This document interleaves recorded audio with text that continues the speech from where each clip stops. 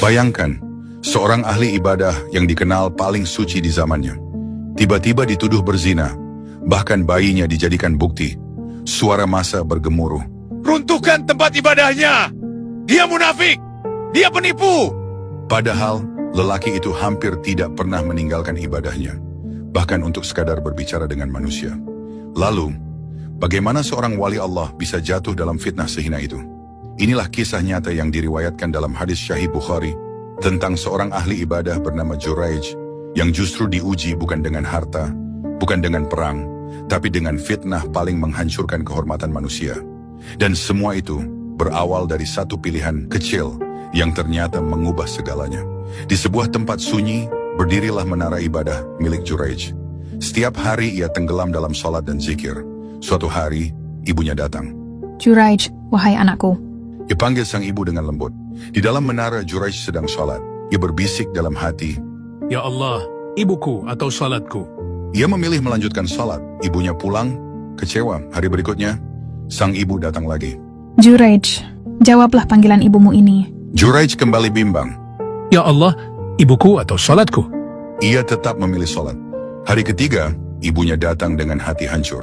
Ya Allah, jika Juraij benar mengutamakan ibadahnya daripada aku, maka perlihatkan ia wajah wanita pezina.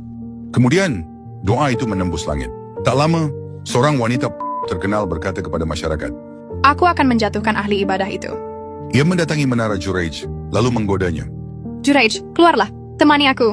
Namun Juraij menolak dan terus beribadah. Wanita itu pergi, lalu berzina dengan seorang penggembala, hingga ia hamil.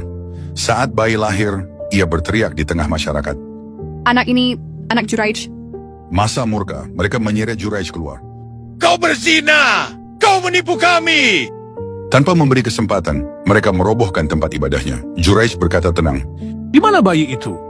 Mereka membawa bayi tersebut. Juraij mendekat, lalu salat 2 rakaat. Ia menatap langit. Ya Allah, engkau tahu aku tidak bersalah. Ia lalu menyentuh bayi itu dan berkata, Wahai bayi, siapa ayahmu? keajaiban terjadi.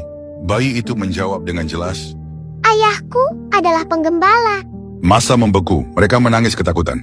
Maafkan kami Juraij, kami akan membangun kembali menaramu dengan emas. Juraij menatap mereka.